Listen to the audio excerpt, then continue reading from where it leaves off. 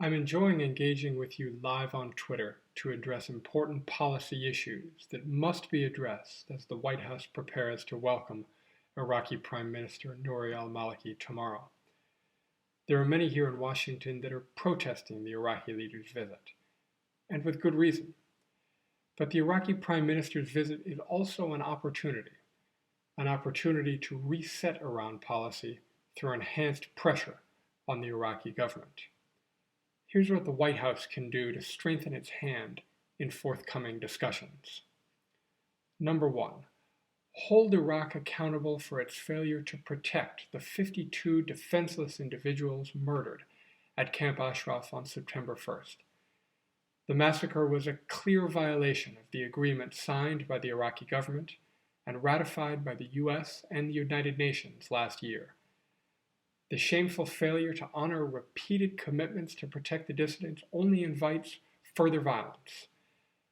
Maliki should be put on notice that any future acts of violence against the dissidents will trigger an immediate suspension of military and financial assistance to Iraq.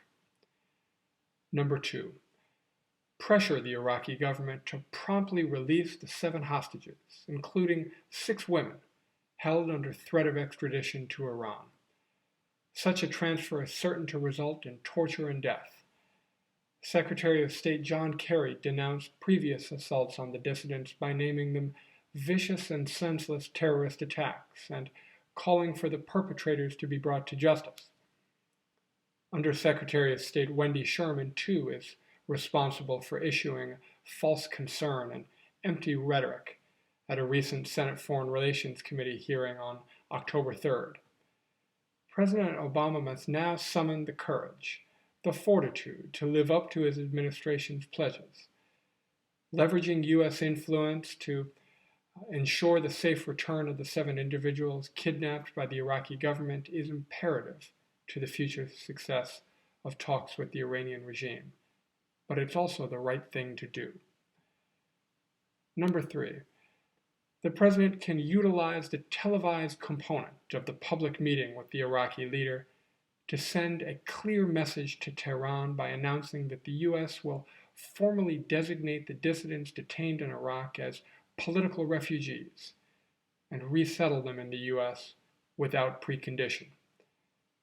Tehran fears internal threats more than external ones, and the move would do more to strengthen the U.S. hand in future negotiations than almost anything else.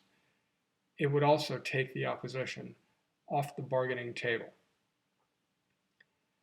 Negotiations with Tehran to date have been an exercise in capitulation. Tehran will be monitoring the Obama-Maliki summit for signs of a shift in Iran policy marked by actions to protect the primary opposition to clerical rule. To be clear, the meeting comes at a challenging time for the Obama White House.